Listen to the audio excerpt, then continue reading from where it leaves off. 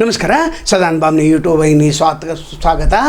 ಗುಮ್ಮಟನಗರಿಯಲ್ಲಿ ಏನು ಸ್ವಾಮೀಜಿಯವರ ಹಗರ ನಡೆದೋತು, ಅದು ಇಡೀ ರಾಜ್ಯ ತುಂಬೆಲ್ಲ ಸಂಚಲನ ಉಂಟು ಮಾಡ್ತಾ ಇದೆ.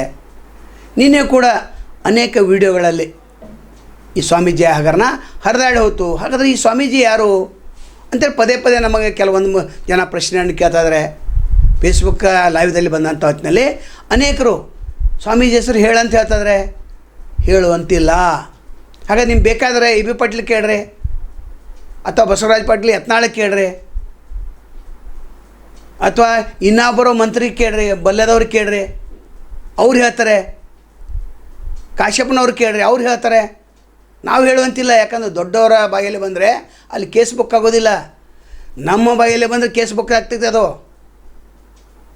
ಫೆಬ್ರವರಿ 10ನೇ ತಾರೀಕಿಗೆ ನಡೆದಂಥ ಘಟನೆ. ಫೆಬ್ರವರಿ 12ಕ್ಕೆ ಮುಕ್ತಾಯ ಆಯ್ತು. ಅದು ಒಂದು 2 ದಿವಸ ಆ ಸಂತ್ರಸ್ತರ ಜೊತೆ ಸ್ವಾಮೀಜಿ ಇದ್ದರು.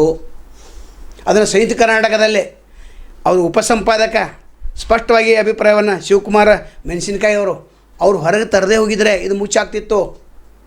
ಅವ್ರ ಮೇಲೆ ವರದಿ ಮಾಡುವಂಥ ಹೊತ್ತಿನಲ್ಲಿ ಪ್ರೆಷರ್ ಇರಲಿಲ್ಲ. ವರದಿ ಬಂದ ನಂತರ ಪ್ರೆಷರ್ ಬಂತು. ಆ ಸಮುದಾಯದ ಮುಖಂಡರಿಗೆ ಏನಾಗಿರಬೇಕು, ಮುಜುಗರ ಉಂಟಾಗಿದೆ. ಹಾಗಾದರೆ ಅವರು ಸಮಾಜದ ನಾಯಕರು ಏನು ಮಾಡ್ತಾಯಿದ್ದಾರೆ, ಅವರು ಕೂಡ ವಿಚಾರ ಮಾಡ್ತಾಯಿದ್ದಾರೆ. ಇದೊಂದು ದೊಡ್ಡ ಹಗರಣ ಇದು. ನಂತರ ಮಸ್ಕತದಲ್ಲಿ ಕೂಡ ಪೂಜಾ ಜೊತೆ ಪೂಜೆ ಮಾಡಿಸ್ಕೊಂಡು ಬಂದವರು ಕೂಡ ಇವರೇ. ಅದನ್ನು ಹೇಳಿದ್ದು ಧಾರವಾಡದಲ್ಲಿ ಹಲ್ಯಾಡಗಳಲ್ಲಿ ಒಂದು ಫಾರ್ಮ್ ಹೌಸ್ ಇದೆ. ಆ ಫಾರ್ಮ್ ಹೌಸಲ್ಲಿ ಯಾರ ಜೊತೆ ಇವರು ಇರ್ತಾರೆ, ಧಾರವಾಡದಲ್ಲಿ ಒಂದು ಮನೆ ಇದೆ, ಯಾರ ಜೊತೆ ಇರ್ತಾರೆ, ಮತ್ತು ಆಸ್ತಿ ಪಾಸ್ತಿ ಸಾಕಷ್ಟು ಕಡೆ ಇದೆ. ಇಂಥ ಹಗರಣ ಕಳೆದ 2 ವರ್ಷಗಳಿಂದ ನಡೀತಾ ಇದೆ. ಅದು ನೀವು ಕೇಳ್ತೀರಿ ಸ್ವಾಮೀಜಿ ಯಾರು ಅಂತ. ನಮ್ಗೆ ಹೇಳಲಿಕ್ಕೆ ಬರೋದಿಲ್ಲ. ಹೇಳೋದಿದ್ರೆ ಆ ನಾಯಕರ ಬಾಯಿಂದ ಕೇಳಿ. ಅವ್ರಿಗೆಲ್ಲ ಗೊತ್ತಿದೆ. 12ನೇ ತಾರೀಕು ರಾತ್ರಿ ದೊಡ್ಡ ರಾಧಾಂತ ನಡೀತು. ಆದರೆ ಮತ್ತೊಂದು ಹೊಸ ಬೆಳವಣಿಗೆ ಅಂತಂದರೆ 8 ವರ್ಷದಿಂದ ಈ ವ್ಯವಸಾಯಕ ಮಹಿಳೆಯೊಂದಿಗೆ ಇವರು ಇದ್ದರು ಅಂತ. ಹಣಕಾಸಿನ ವ್ಯವಹಾರ ಇಲ್ಲಿ ಆ 12ನೇ ತಾರೀಕಿಗೆ ಗಡಿಬಿಡಿ ಆಯಿತು. ಏನೋ ಬೇಡಿಕೆ ಇಟ್ಟರಂತ. ಆದರೆ ಇಲ್ಲಿ ಬ್ಲ್ಯಾಕ್ ಮೇಲ್ ಮಾಡಲಿಲ್ಲ, ಸಂತ್ರಸ್ತೆ ಬ್ಲ್ಯಾಕ್ ಮೇಲ್ ಮಾಡಿಲ್ಲ. ಕೆಲವೊಂದು ಯೂಟ್ಯೂಬ್ ಚಾನಲ್ದವರು ಬ್ಲ್ಯಾಕ್ ಮೇಲ್ ಮಾಡ್ತಾರೆ ಅಂತ ಹೇಳ್ತಾರೆ. ಅವ್ರಿಗೇನು ಗೊತ್ತಿಲ್ಲ. ಸ್ವಾಮೀಜಿ ಪರವಾಗಿನೇ ಮಾತಾಡ್ತಾರೆ. ಬ್ಲ್ಯಾಕ್ ಮೇಲ್ ಪ್ರಶ್ನೆನೇ ಇಲ್ಲ. 8 ವರ್ಷದಿಂದ ಇದ್ದಾಗ ಬ್ಲ್ಯಾಕ್ ಮೇಲ್ ಎಲ್ಲಿ ಪ್ರಶ್ನೆ ಬರ್ತೈತೆ? ಅದು ಕೊನೆ ಹಂತದಲ್ಲಿ ಏನೋ ಕೊಟ್ಟು ಮುಗಿಸ್ಬೇಕು ಅನ್ನುವಂಥ ವಿಚಾರದಲ್ಲಿ ಹಿರಿಯರು ಕೂಡಿದ್ರು. ಬಿಟ್ಟು ಬಿಡಬೇಕು ಇದನ್ನು ಅಂಥೇಳಿ. ಆವಾಗ ಲೇಟ್ ಆಯಿತು. ಸಂಯುಕ್ತ ಕನ್ನಡದಲ್ಲಿ ಬಂದಿದೆ. 1.5 ಕೋಟಿ ಡಿಮಾಂಡ್ ಮಾಡಿದ್ರು. ನಂತರ 80 ಲಕ್ಷಕ್ಕೆ ಬಂದು ನಿಂತು ಸ್ವಾಮೀಜಿ ಅದಕ್ಕೆ ಹಠ ಹಿಡಿದ್ರು, ಮಧ್ಯಸ್ಥಿಕೆ ವಹಿಸಿದ್ರು. ಏನಾದರೂ ಒಂದು ನಿರ್ಣಯ ಆಗಬೇಕು, ಸಂತ್ರಸ್ತೆಗೆ ಸ್ವಲ್ಪ ಸಹಾಯಧನ ಆಗ್ಬೇಕಂತ ಬಯಸಿದ್ರು. ಅದು ಎಡವಟ್ಟಾಗಿ ಹೋಯ್ತು. ನಂತರ ಒಬ್ಬ ಪ್ರಭಾವಿಗೆ ಫೋನು ಕೂಡ ಮಾಡಿದರು, ಅವ್ರು ಹಿಡಿಲಿಲ್ಲ. ಇನ್ನೊಬ್ಬ ಪ್ರಭಾವಿ ತಮಗೆಲ್ಲ ಗೊತ್ತಿದೆ, ಬಾಯಿ ಹರಕ, ಆತನ ಒಂದು ವ್ಯವಸ್ಥೆಯಿಂದ ಈ ಪಿತೂರಿ ಮುಗಿದೋತು.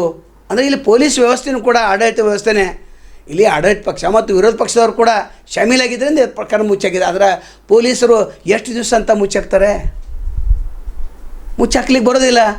ಇದು 4ನೇ ಹಗರಣ. ಇದು ದಿಲ್ಲಿಯಲ್ಲೂ ಕೂಡ ಒಂದು ಹಗರಣ ನಡೆದು ಹೋಯ್ತು. ಬಸವೇಶ್ವರ ಏನು ಕಾರ್ಯಕ್ರಮದ ನಿಮಿತ್ತವಾಗಿ ವಿ ಸೋಮಣ್ಣ ಕೇಳ್ರಿ. ವಿ ಸೋಮಣ್ಣ ಮಂತ್ರಿ ಅವ್ರು ಹೇಳ್ತಾರೆ, ಅವ್ರಿಗೆ ಗೊತ್ತಿದೆ. ಒಟ್ಟಾರೆ ಈ ಸಮುದಾಯಕ್ಕೆ ಮುಜುಗರ ಉಂಟಾಗಿದ್ದು ಸುಳ್ಳಲ್ಲ. ಹಾಗಾದರೆ ಮುಂದೇನು? ಸಂತ್ರಸ್ತರಿಗೆ ಯಾರು ನ್ಯಾಯ ಕೊಡಿಸೋರೀಗ? ಯಾವ ರೀತಿ ಬಗೆಹರಿಸೋರು? ಸ್ವಾಮೀಜಿಯ ಮುಂದಿನ ನಡೆ ಏನು? ಇವರನ್ನು ಉಳಿಸ್ಕೊಳ್ತಾರಾ ಅಥವಾ ಧಿಕ್ಕಾರ ಮಾಡ್ತಾರಾ? ಅದನ್ನು ಕಾದು ನೋಡ್ಬೇಕು. ನಮಗೂ ಕೂಡ ಆಶ್ಚರ್ಯ ಇದೆ. ಇನ್ನೂ ಅನೇಕ ಬೆಳವಣಿಗೆ ಕೂಡ ನಡೀತಾ ಇದ್ದಾವೆ. ಅದರ 12ನೇ ತಾರೀಕು ಫೆಬ್ರವರಿ ಆಯಿತು. ಅದರ ಸಂಯುಕ್ತ ಕನ್ನಡದಲ್ಲಿ ಯಾವಾಗ ಬಂತು? 10-15 ದಿವಸ ಆದ ನಂತರ ಬಂತದು. ಅಲ್ಲಿವರೆಗೆ ಚೌಕಾಶಿ ನಡೆದಿತ್ತು. ಅದರ ಸಂಯುಕ್ತ ಕರ್ನಾಟಕ ಉಪಸಂಪಾದಕ ಏನಿದ್ದಾರೆ ಅವರು ಸಮಗ್ರವಾದ ವರದಿಯನ್ನು ಕಲೆ ಹಾಕಿದರು. ಕೆಲವು ಮಂದಿ ಡಿಫಾಮೇಷನ್ ಕೇಸ್ ಆಗ್ತೈತೆ ಮಾಡಬೇಡ ಅಂತಂದರು. ಅದರ ಸಂಪೂರ್ಣ ಸಾಕ್ಷಿಯ ಆಧಾರ ಇರೋದರಿಂದ ಈ ಸ್ವಾಮೀಜಿ ಹಗರಣ ಬಯಲಿಗೆ ಬಂತು. ಅದು ನಮಗೂ ಕೂಡ ಹೇಳ್ತಾರೆ, ಸ್ವಾಮೀಜಿ ಯಾರು ಹೇಳಿ, ಹೆಸರು ಹೇಳಿ ಅಂತೇಳಿ. ಅದಕ್ಕೆ ಬೇಕಾದರೆ ಇವ್ರಿಗೆ ಫೋನ್ ಮಾಡಿ ಕೇಳ್ಕೊರಿ, ಅವ್ರು ಹೇಳ್ತಾರೆ. ಅಥವಾ ಪೂಜಾ ದೀಪ ಕೇಳ್ಕೊರಿ, ಅವ್ರು ಹೇಳ್ತಾರೆ.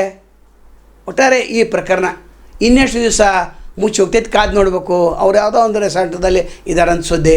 ಯಾಕಂದರೆ ದವಾಖಾನೆಗೆ ಹೋದರೆ ಅಲ್ಲಿ ಗೊತ್ತಾಗ್ತೈತಲ್ಲ ಇದು ಹಗರಣ ಬಯಲಿಗೆ ಬರ್ತೈತೆ. ಅಂತೇಳಿ ಸ್ವಇಚ್ಛೆಯಿಂದ ಅವರು ಕೆಲವೊಂದು ಬೆಂಬಲ ಜೊತೆ ಇದ್ದಾರೆ. ಒಟ್ಟಾರೆ ಈ ಸಮಾಜದ ಮುಖಂಡರಿಗೂ ಮುಜುಗರಾಗಿದೆ, ರಾಜಕಾರಣಿಗಳಿಗೂ ಮುಜುಗರಾಗಿದೆ, ಯಾರು ಮಠ ಕಟ್ಕೊಳ್ಬೇಕಂತ ಸಿದ್ಧತೆ ನಡೆಸಿದಾರ ಅವ್ರಿಗೂ ಕೂಡ ಮುಜುಗರಾಗಿದೆ. ಬಡ ಸಮುದಾಯದ ಈ ಸ್ವಾಮೀಜಿ ಶ್ರೀಮಂತಿಕೆ ವೈಭವ ಜೀವನವನ್ನು ನಡೆಸ್ತಾಯಿದ್ರು. ಅವ್ರು ಡ್ರೈ ಫ್ರೂಟ್ಸ್ ತಿನ್ನಲಿ, ಬೆಕ್ಕ ತಿನ್ನಲಿ, ಅದು ಪ್ರಶ್ನೆ ನಮ್ಮದಲ್ಲ. ಆದರೆ ಈ ರೀತಿ ನಡ್ಕೊಳ್ಳೋದ್ರಿಂದ ಏನು ಉಳಿದ ಸ್ವಾಮೀಜಿಗಳ ಪರಿಸ್ಥಿತಿ ಏನು? ಒಬ್ಬ ಸ್ವಾಮೀಜಿ ಮಾಡೋರು ಎಲ್ಲ ಸ್ವಾಮೀಜಿಗೆ ಹತ್ತು ಬೀಳ್ತೈತೆ. ಅದು 12ನೇ ತಾರೀಕು ರಾತ್ರಿ ಮೊದಲು ದುಡ್ಡು ಕೊಡಲಿಕ್ಕೆ ಒಪ್ಕೊಂಡ್ರು.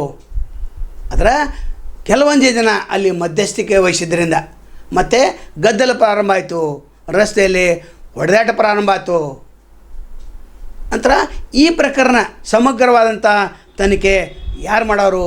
ಯಾಕಂದರೆ ಆ ಸಮುದಾಯದ ನಾಯಕರಿಗಷ್ಟೇ ತಲೆನೋವಾಗಿಲ್ಲ, ಎಲ್ಲರಿಗೂ ತಲೆನೋವಾಗಿದೆ. ಗ್ರಾಮ ಪಂಚಾಯತಿ, ಜಿಲ್ಲಾ ಪಂಚಾಯತಿ ಮತ್ತು ತಾಲೂಕು ಪಂಚಾಯತಿ ಚುನಾವಣೆ ಬರ್ತಾಯಿದೆ. ಇಲ್ಲಿ ಆ ಸಮುದಾಯದ ಏನು ನಾಯಕರು ಮತ ಕೇಳಕ್ಕೆ ಹೋಗೋರು, ಅವ್ರಿಗೇನಾದರೂ ಪ್ರಶ್ನೆಗಳನ್ನು ಕೇಳಿದರೆ ಅದು ಕೂಡ ಭಾಳ ಆಶ್ಚರ್ಯಕರವಾದಂಥ ರೀತಿಯಲ್ಲಿ ಮುಂದೆ ಪ್ರಸಂಗ ನಡಿಬಹುದು.